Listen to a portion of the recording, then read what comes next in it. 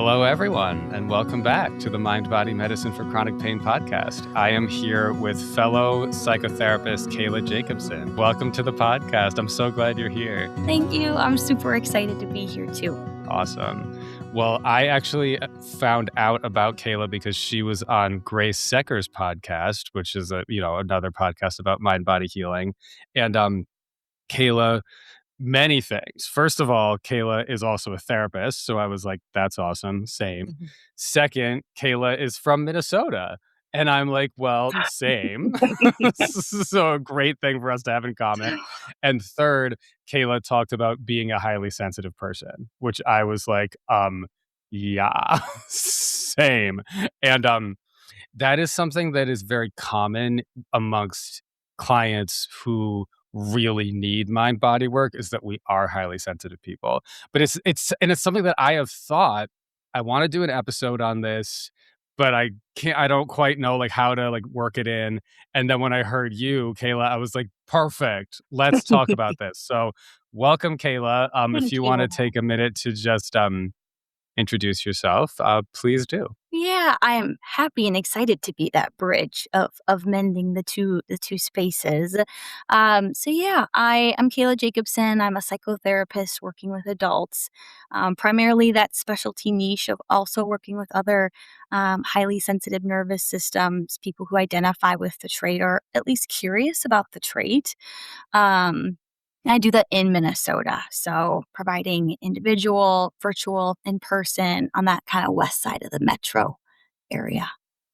Yeah. And I'm from St. Paul, so other side of the metro. But remind me, where did you go to? Because Kayla and I also have the same degree and same license. Where did you go to school again? Yep. So I went to MSU Mankato for both my undergrad and my graduate degree in social work. Right.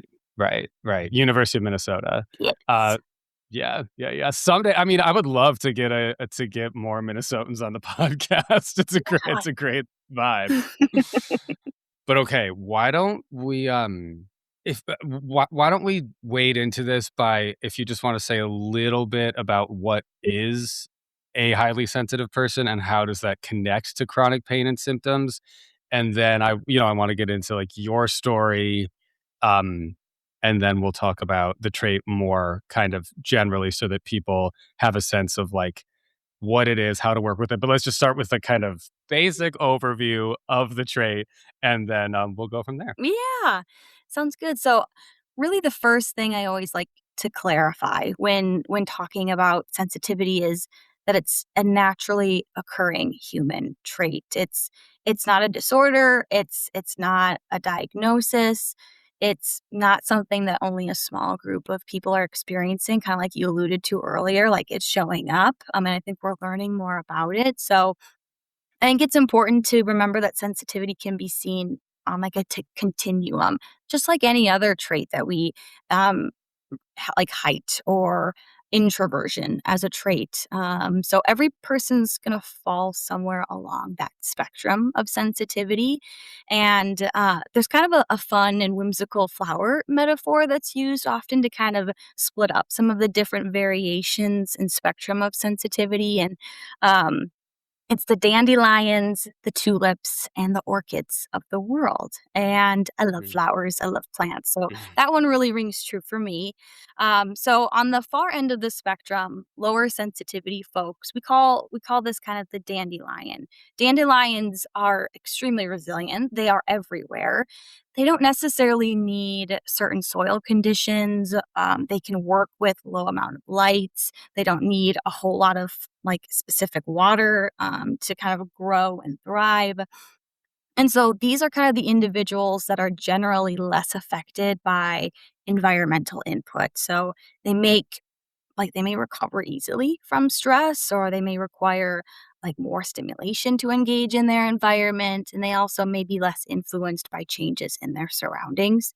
So it's kind of the dandelions of the world. We all know a dandelion. That's just like, gosh, that person can do anything. That person is just, they go with the flow. Nothing really phases them. Probably all know a dandelion. And it is a large amount of the population. And then there's that middle ground of the tulip, right? Tulips are still kind of needing certain requirements for them to really thrive and grow, but they are still pretty resilient, and it's kind of it represents that moderate level of sensitivity. And then we talk about the high end, which is why we're here today, of higher Yeah. sensitivity, and we Yeah. call these the orchids of the world. And so it's individuals that are kind of more sensitive to environmental input. Their nervous systems tend to process information more deeply. They will notice subtleties others might overlook. They respond more strongly, both emotionally and physiologically, to what's happening around them. And that kind of represents the beauty of an orchid, right? Everybody that's tried to nurture an orchid has come across that they are very sometimes challenging to get the right environmental conditions for them to stay beautiful. And that kind of captures the essence of a highly sensitive person. When the environmental component and when that person is regulated and nurtured in those ways, they are quite beautiful and rare, and share their beauty as well. So I kind of like that flower analogy. Um, and then That's a beautiful analogy. Yeah, yeah, go ahead. yeah, I know. I really like that one, and so that's where the orchids of the world we're referring to the highly sensitive people of the world, and some research is showing that approximately 20 to 30% of the human population, um, it represents this trait, having this trait of higher sensitivity on the spectrum. And what's also really cool is that there's like animal research; it's showing up in other species just from an evolutionarily standpoint. Um, which is really cool too. It's a part of kind of the ecosystem. I love that it's like a natural part of the human and animal world. Um, I love talking about highly sensitive people and the highly sensitive trait because it just makes me feel so like seen Mhm. and validated. Like everything you're saying about the orchid, I'm like, for better or for worse, correct. Like that is me. And and I'm sure a lot of people listening can relate to that because of course there's a huge intersection between the sensitivity that leads one to develop chronic pain and chronic symptoms and then have such a hard time getting out of it. There's such a big overlap between sensitivity and chronic pain. Yeah. Um, but why don't you talk to us about your journey from a highly sensitive grad student to therapist specializing in helping people with the highly sensitive trait? Wherever you want to take that, let's talk about that. Yeah, yeah. So honestly, a big part of learning about the trait itself is and this is something I also do with clients, is we kind of look back in our life through that lens of, "Oof, now that I know about this trait, how do I relate maybe a little differently to the things that I experienced growing up?" And really, I could probably trace it back to, early childhood of that sensitivity showing up. Um, but really, my first introduction to the term itself happened during grad school. And at that time, I was working as a full time hospital social worker while also being a full time grad student and juggling a practicum. And I really remember feeling incredibly vulnerable in both settings. Uh, Wait, hold on. Let me just make sure I'm getting this right. So you were like a BSW full-time social worker and getting your MSW at the same time. yeah. Yeah. Oh my god, you really went through it. Yes, Wow. while navigating the COVID pandemic, right? Like, that we can't just forget that that happened. So my nervous system was Naturally. shot. Yeah. Yeah. That's wild. But okay, yeah, go on. Yes, yes. So it was really at this time that I often found myself, like, overthinking my responses in class. I was experiencing just a lot of shame around being the quieter person in the room and questioning whether, like, being so aware of what was going on with other people, their emotions, both in the hospital setting and also in the school setting, would just, like, make this work way too hard for me. And during my practicum, of course, right, like, we have to go through very awkward experiences of being observed and recording ourselves doing therapy sessions with a fake kind of mock client. And Yeah. Awful. yeah, Very hard. it's torture, just pure sweat watching Agreed. and Agreed. doing that. Agreed. Um, Especially when you of course you don't know what you're doing. Like we're just starting out. It's like, yeah, record me failing and having no clue. That's hard. That's very hard. yes, yeah, you will I think I still have those recordings, and you will never find me. That would be very torturous. I will never be watching those ever again. Good, good. Don't. No, no. But, like, that part of being observed, and we'll learn more about I'll share more about that too, but for a highly sensitive person experiencing pressure of being observed, it's extremely heightened. And so receiving feedback also after doing the practicum, being in internships, I just felt really vulnerable to feedback as well. And it was really at that beginning of like, gosh, I just really don't know if this is can I do this? Meanwhile, I guess chronic pain wise, neuroplastic pain, I was experiencing the worst migraines of my life in those moments. I was taking in so much information and sensory information in a hospital setting. Again, navigating a pandemic. That was my first experience being a social worker in a hospital setting. And um, my body was really telling me, whoa, this is a lot and a lot of activation happening in my system. Um, Thankfully, I had a really wonderful college advisor who helped me see those experiences through a different lens. She introduced me to the book Quiet by Susan Cain, which was kind of my first introduction into exploring introversion through the lens of it being a strength. Acknowledging that oftentimes culturally extroversion and being boisterous is something that we're told we have to do to be successful. Um, and so that book really opened up kind of the self acceptance and self understanding language that I was really looking for, and kind of helped me see that there were strengths in my introversion, my reflection, and being extremely thoughtful.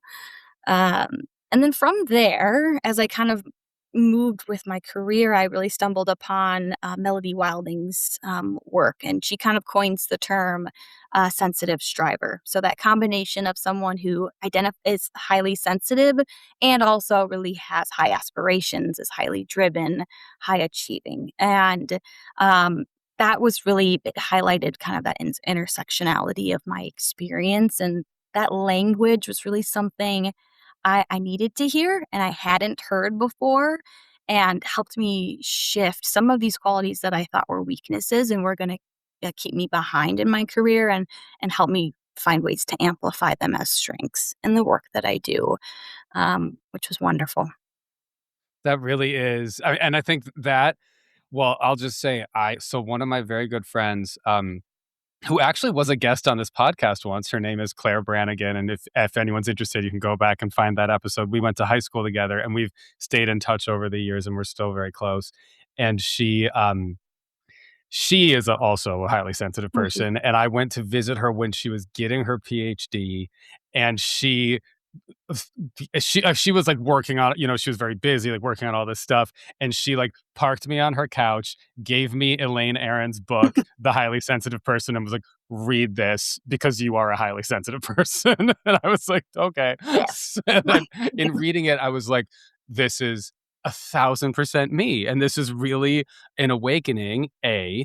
And then B, I totally relate to what you're saying, that the things that I thought were bad or going to be a problem for me, or certainly are a problem for me. Like we live in a society that does not.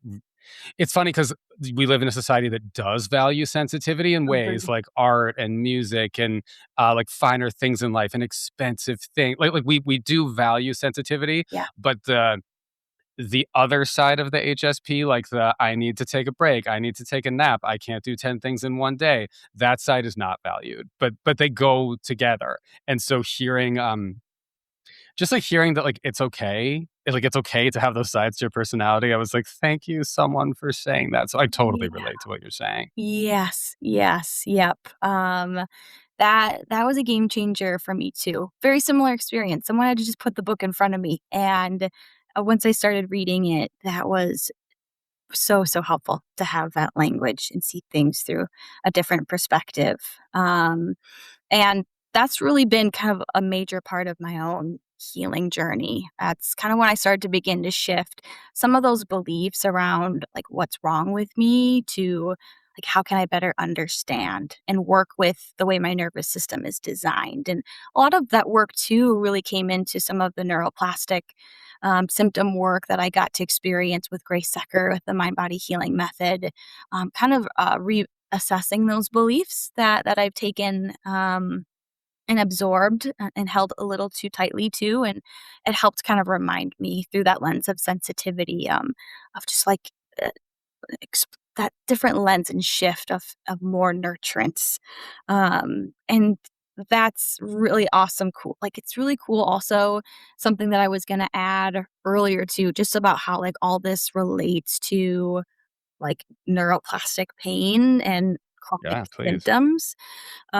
Um, is that like one, of course, like just because someone is highly sensitive doesn't mean that they're going to develop a chronic illness or chronic condition. There is more vulnerability though, and it's because that highly sensitive nervous system is just naturally more responsive to life experiences. So, like the prolonged stress, the trauma, illness, adversities that we may go through, it's that likelihood of having that like nervous system sensitization that I know is often talked about in that neuroplastic world where the brain and body just remain in that overly protective state. And that's where I definitely was in grad school.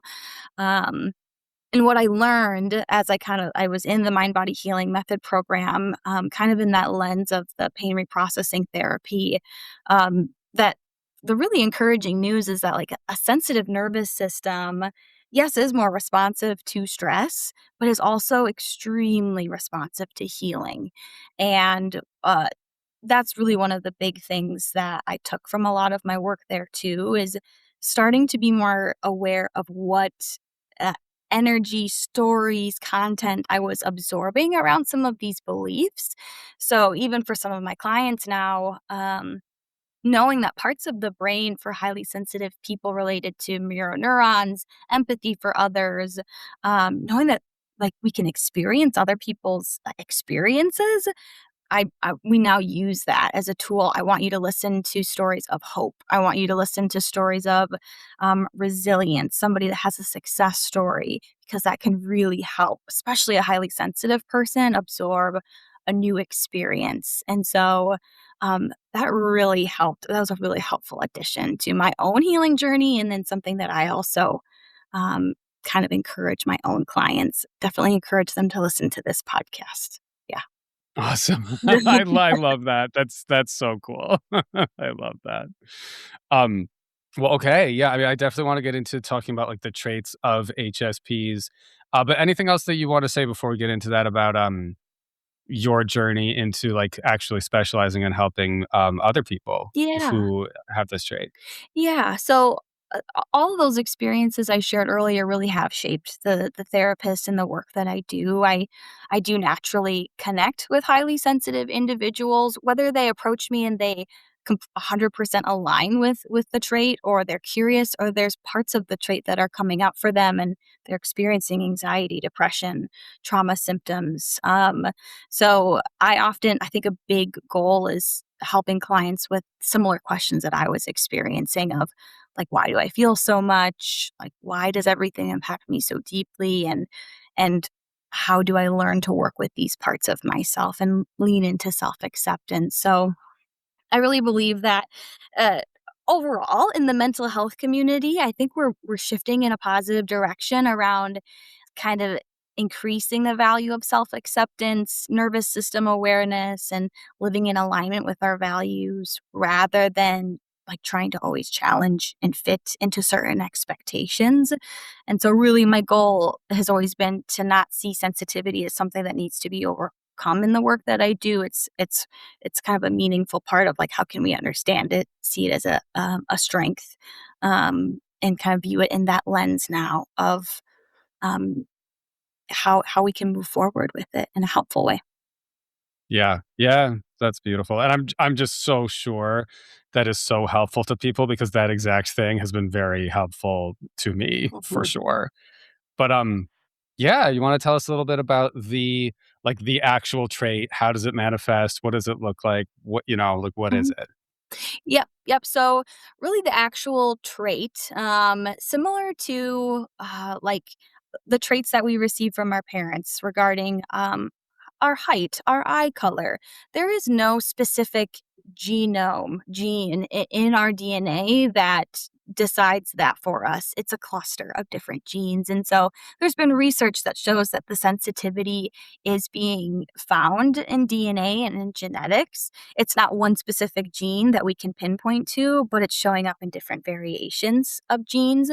Um, and also, it can be just like any gene, right? And whether something manifests in us from our DNA, environment plays a factor in that. So the reality is that someone who has experienced maybe a more stressful childhood, experienced adverse childhood events, chronic stress, chronic illnesses, there is a chance that there's a higher chance that that gene would be more advantageous to them, right? If we grew up in a household where we always kind of had to see how our parents' mood is to know we're safe, that hypervigilance and that extreme ability to kind of notice subtleties and details was probably very protective. And so that's an example of how sometimes it can manifest in maybe one person versus the other if they still have the gene.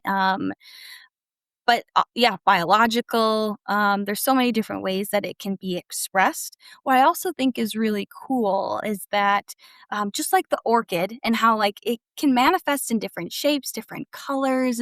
There's different kinds. The same thing is with HSPs. Like there are no two.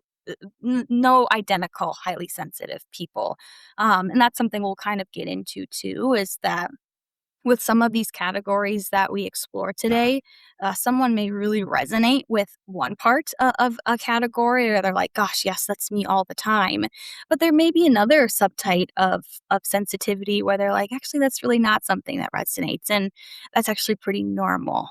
There's not a requirement to fit completely in the box with HSP. Kind of embracing the variation is, I think, pretty cool as well. Yeah, yeah. And let me just say, I'm gonna put this in the show notes, but there is a test for like the highly sensitive person scale. Basically, are you a highly sensitive person? I'm not gonna read it all out, but I'm just gonna some samples of questions. And I would encourage people, if you are relating to this, people listening to the podcast, I'd encourage you to take a look at this test. But it's stuff like, are you easily overwhelmed by things like bright lights, strong smells, coarse fabrics, sirens close by? Do you notice when things have been moved around? That I'm like, absolutely. Yeah. I absolutely, like, absolutely. That's one where I'm like, are you like, you don't see that? That's like so shocking to me. Yeah. Um, are you bothered by intense stimuli like loud noises or chaotic scenes? Do you reflect on things deeply? Are you good at anticipating how someone may feel about a situation? Do you seem to notice changes in the weather more than others do? Do you become unpleasantly aroused when a lot is going on around you? Stuff like that. So if that piques your interest, by all means, you can go over and look at that test. But it's really interesting to me to hear about different subtypes, because that's something I honestly, really, basically, I think know nothing about. Um, should we get into that? Yeah, let's do it.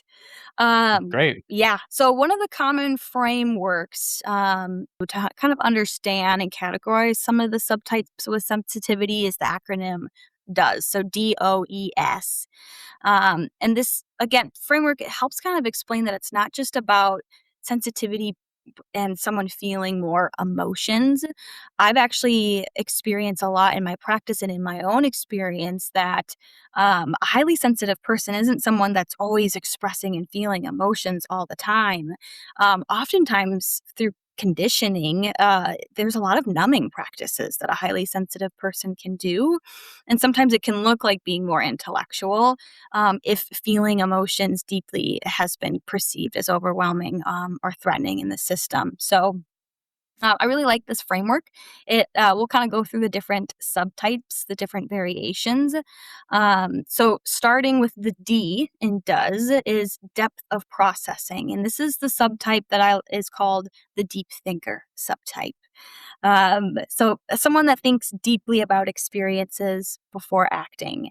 Many highly sensitive people will find themselves spending more time reflecting, analyzing, integrating information before responding. They may notice patterns like you were mentioning earlier in the question and think thoroughly through decisions carefully. They kind of look for beneath the surface of experiences and what's going on, like this deeper processing, which can be a tremendous strength because it supports insight. It can be very can produce a lot of creativity and thoughtful decision making, but it can also, of course, contribute to overthinking, feeling mentally exhausted, and feeling as if there's too much information to process all at once. I don't know about you, but something I used to do a lot that would show this subtype is rereading an email like 7 times and then sending it, and then going into my sent folder and reading it there and being like, does it still look like how I wanted it to look?" So that's totally a classic thinker. That's funny because I definitely relate to that, like, definitely. 1,000%. And so for some of the listeners, I can kind of provide like 2 questions, and these are not all encompassing. I very much encourage, if any of these things ring true, to do the assessment that you're going to be linking.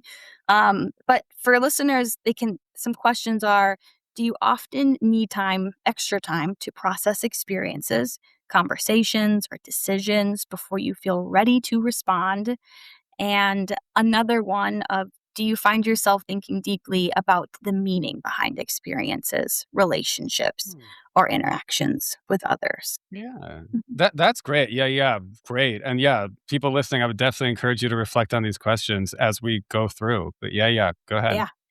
Uh, and so then we get into the O, of the DOES acronym. And the second characteristic is overstimulation, which we also kind of refer to as the super-sensor type, subtype of the category. It often relates to having a lower threshold for sensory input, but it doesn't mean that someone is fragile. It means that their nervous system is just taking in more information and may become overloaded more quickly. So many highly sensitive people may describe this as just having a nervous system that's just constantly taking in a lot of data in their environment, which again, gift and a challenge as well. Mhm. And I've got some questions for this one too. So, Mm. some examples of some kind of reflection questions. Do you become overwhelmed, fatigued, or drained in busy environments with a lot of noise, activity, people, or competing sensory input? Are you more affected by sensory experiences such as loud sounds, bright lights, strong smells, certain textures, or even temperature changes in a room? Those are just some things to reflect on. Yeah. Well, yeah, yeah. Just let me just briefly say, I was just at a baseball game at Coney Island in Brooklyn last night, and I was literally like, "Well, tomorrow I'm going to be talking to Kayla Jacobsen about being an HSP," and I was like, "This is not set up for HSPs." It was like overstimulation central. Like every time there was a break, it's like the loud music comes on. There's a guy screaming about like, like we're now doing the Con Edison race for blah blah blah blah. Everybody in place. Oh, run, run, run. Who's gonna win? It's like, oh, it was so overstimulating. Yeah. Um and I was just like, well, yeah, this is not designed for people like me. And it was fun. I mean, it was at the end, they like let everybody onto the field and like run around the bases. But I had a good time, but it was overwhelming. It Oh, was yeah. very overwhelming. Especially if you're not ready for it. Like, what's also kind of cool about the sensitivity trait is that when we kind of understand it a little bit better, when an input of stimulation feels in your control and like it was your choice. I give the example of like if you're driving in the car and it's your favorite song that comes on the radio and you're the one blaring it, like for a highly sensitive person can rock out. Like it's not that they're overwhelmed by that experience. But let's say the person in the passenger seat decides that the next song is their favorite and they blare it. Sometimes that can create that visceral experience of overstimulation. Perhaps they weren't expecting it. And it was a different kind of experience of feeling a little less in control of the input that happened. Yeah.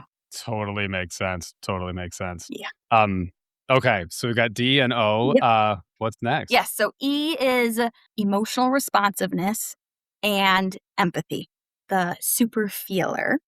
And this is something that it's a strong ability to notice and respond to the emotional experiences of others. And this ability to what we call attune to other nervous systems deeply is again a great quality that can lead to a lot of compassion, intuition, a lot of relational positive experiences.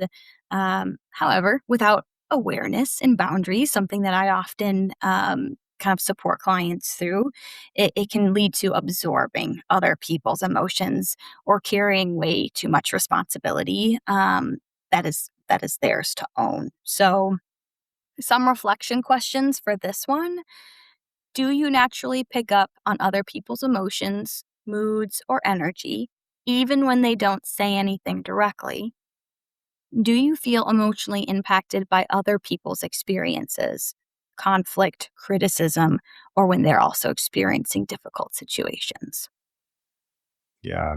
Yeah, yeah. So far, I'm like, what if I'm all three? You're a highly sensitive person, for sure. All right. um, D O. Oh, yeah. Go ahead. Go ahead. Yep, yep, and then we've got the S. So last one, sensitivity to subtle stimuli, and this is kind of the one that you were speaking to earlier. That culturally we're a little bit more accepting of what we call aesthetic sensitivity. So we kind of call this the beauty seeker of sensitivity, and it's where highly sensitive people feel deeply impacted by subtle details in their environment.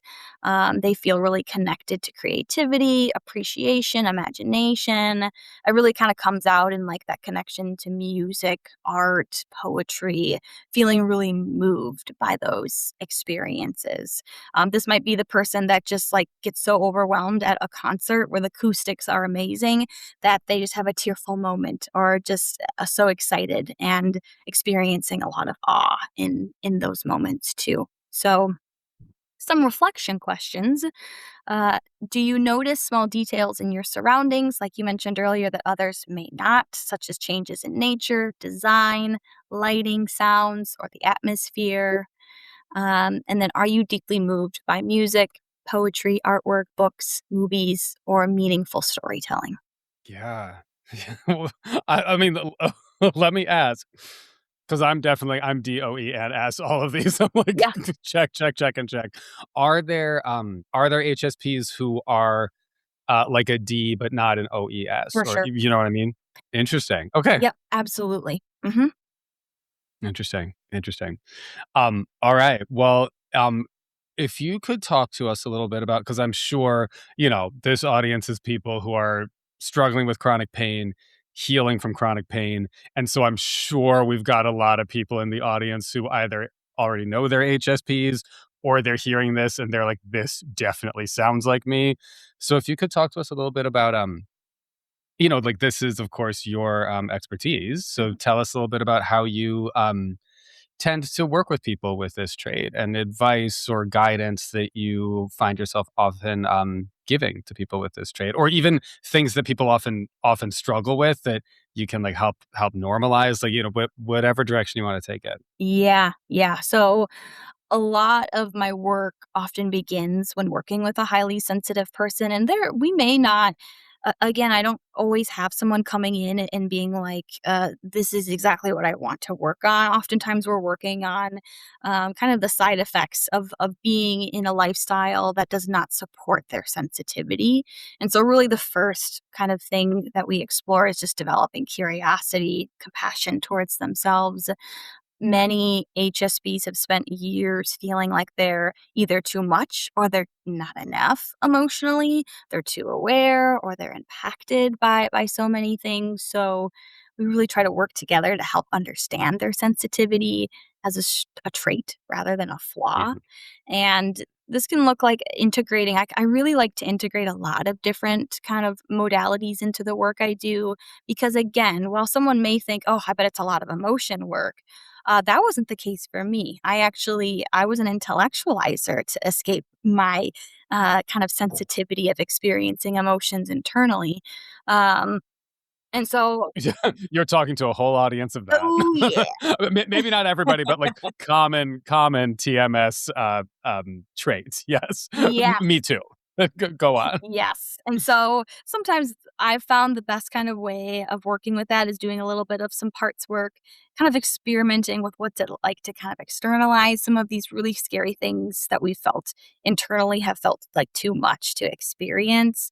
And then of course my work is very relational and it's a genuine connection, of course, with ethical boundaries and those guidelines. But somatic work is also something that I've been integrating a lot more into my practice, nervous system education, just to help kind of clients understand protective patterns, building internal safety, and then learning even how to like in their external environment, how can they access that? Um, is really important. And honestly, I can imagine. I think there are a lot of therapists too that fit into the chronic pain and high sensitivity category. Yes. And I think Yes. what I would want to say to them, if they ever also feel like, gosh, this is a lot, is that I've kind of learned to see my own sensitive nervous system as a therapeutic tool. And through my own journey, I really learned to like use that awareness in a reflective and intuitive way, noticing those subtle shifts, the emotions, different patterns, while also combining, of course, like my clinical training and modalities. But that's a really big part of the work.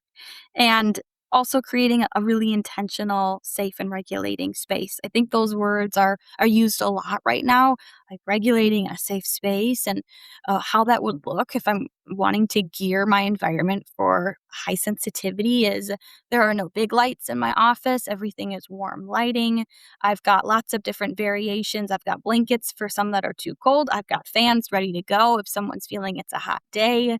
There are snacks, there's water, because hunger is real. And honestly, if you're highly sensitive, you're more susceptible to hunger, that combination of angry and hungry at the same time. Mm-hmm. Um, and then to kind of appease that aesthetic side of sensitivity, I've got plants, inspiring artwork, nature. So all of those things, because I know how much that can deeply influence what a safe space feels like for someone too. Um, to kind of give like a little bit more of a tangible takeaway for someone that's like, what could this actually really look like? I always encourage to start with like an experimentation mindset. So kind of introducing that question of what helps my nervous system feel supported. And a fun kind of way that we might start with this kind of exploring it is looking for small moments of sensory nourishment. I like to call it a sensory snack, and that's just because I think like just the idea of snacking is wonderful. Not on food. We wouldn't be snacking on food, but having just like little bite-sized sensory breaks to kind of reduce the potential of overstimulation. Um, and having kind of experimenting. Even before I did this recording, right, I was noticing, woof, okay, I'm excited, I'm anxious, I really care about this podcast, and I did my own little sensory snack of I I really hope no one ever sees me do it, but uh, maybe they will. But just tell us We're anyway. we're jumping up and down, we're kinda flailing our arms like a car lot, one of those just, balloon blow up machines, and just kind of being silly Yeah. and goofy, that really helps Yeah. shift my brain into, "Gosh, Yeah. I don't have to take myself, like, so serious. This isn't life or death. I can be silly, I can be Yeah. goofy in my body." Um, like I love that. Just to say, I do yoga basically every morning, and sometimes I integrate a little like shaking, practice as well, which is very fun, I think. And I don't know, I like it, so I'm with you.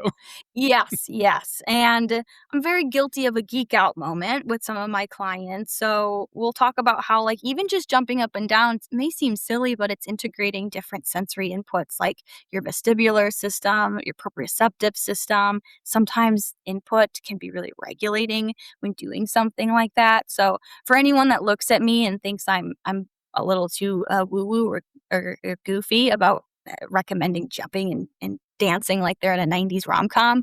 Um, that's usually kind of the information I give them as well.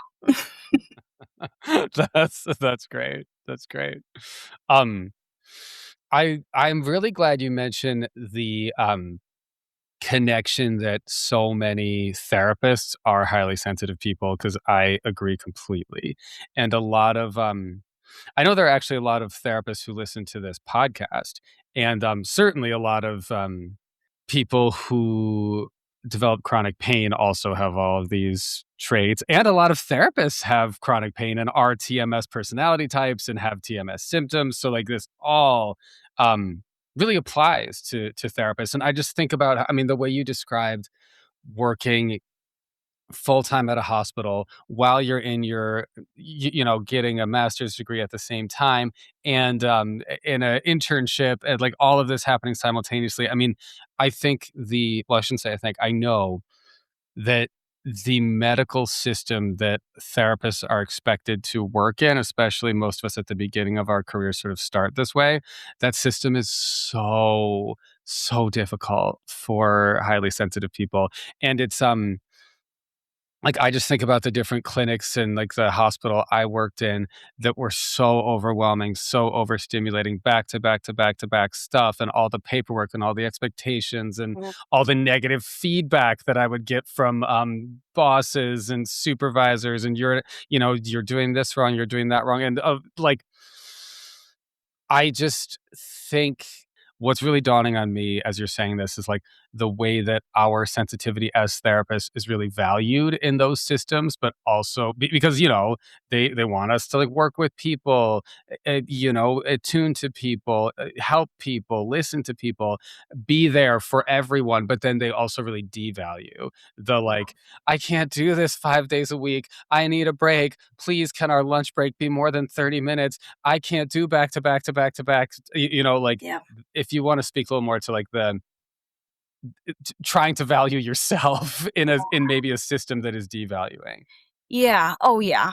Been there, really. I've Yeah. tried it, and I think you really try to fit a mold. And I think as therapists, we're really good at advocating for our clients, and I had to really learn how to advocate for myself. And those are there's really difficult decisions that you have to make too. Of is this a workplace? Is this an environment where they can accommodate that I can't be this machine robot and produce all of these high quality connections, right? And so, yeah, that it honestly, I wish there was this perfect kind of advice I could give, but I think I met the right people along the way. I found people, mentors, leaders, supervisors that um, really like appreciated learning more about sensitivity. Even a part of my practicum, I actually had to give a presentation to social workers at the hospital, the Southwest regions of the hospitals I was working at.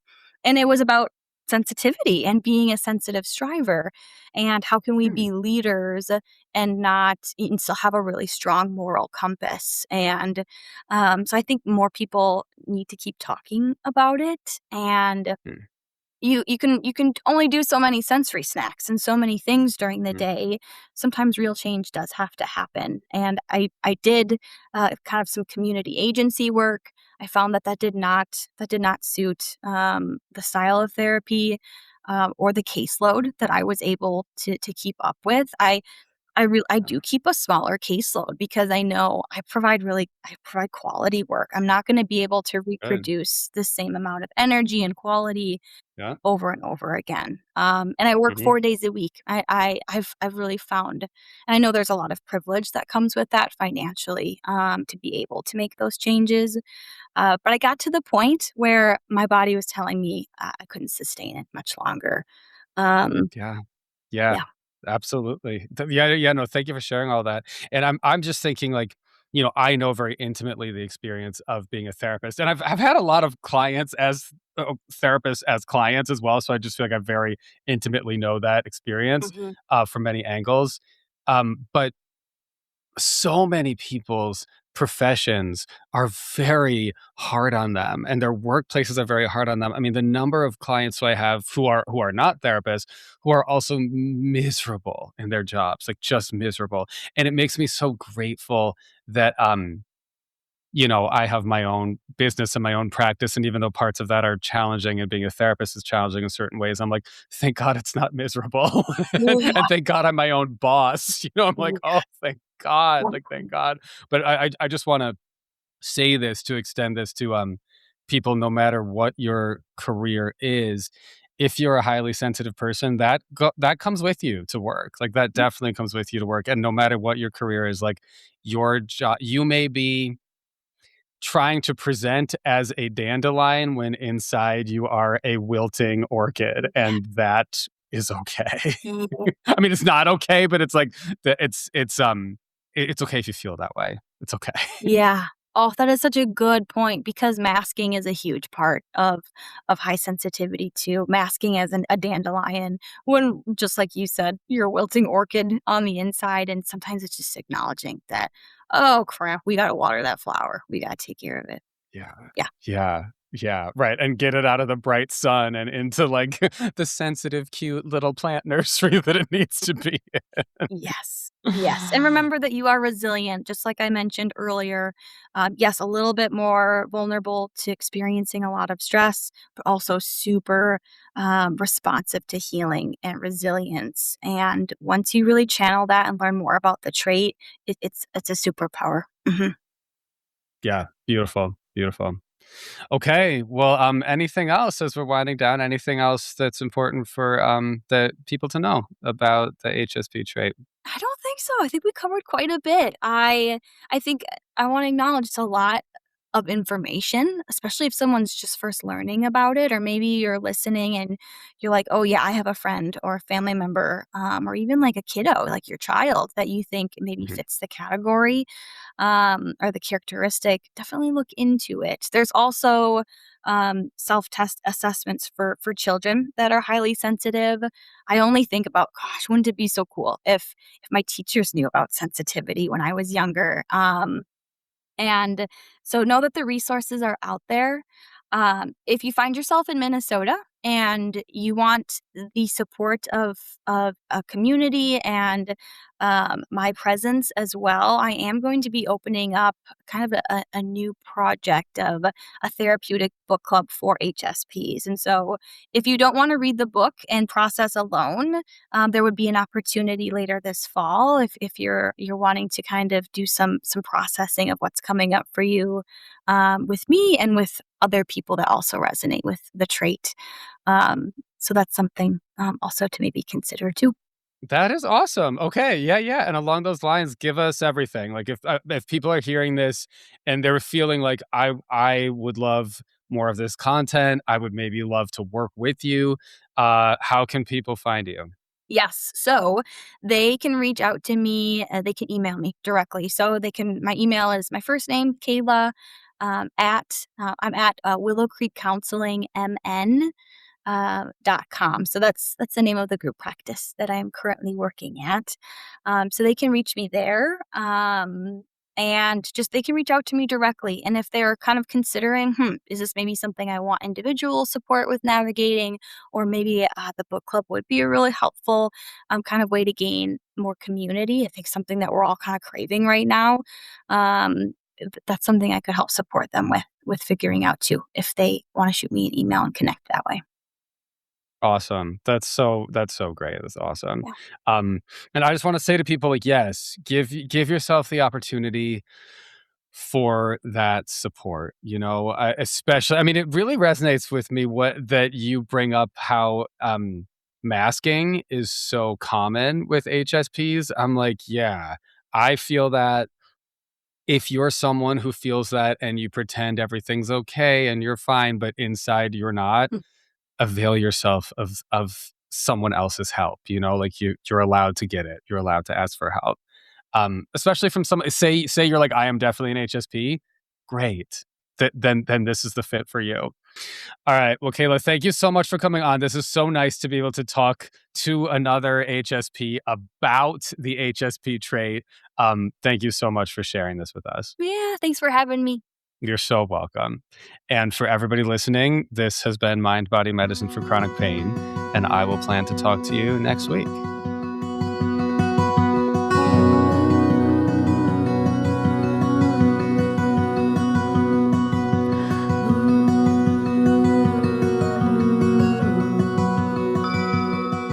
If you're looking for a therapist, you found one. And you can decide. Does my vibe resonate with you? Therapy is an opportunity.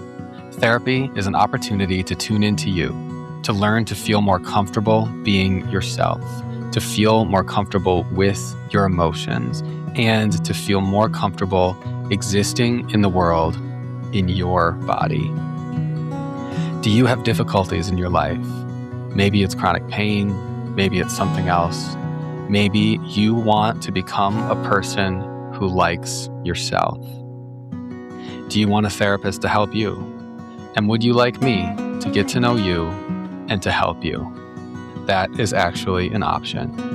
You can find me at SeanHershey.com or MindBodyMedicineForChronicPain.com. Both go to the same place, and if you're looking for me, I'd welcome a message from you.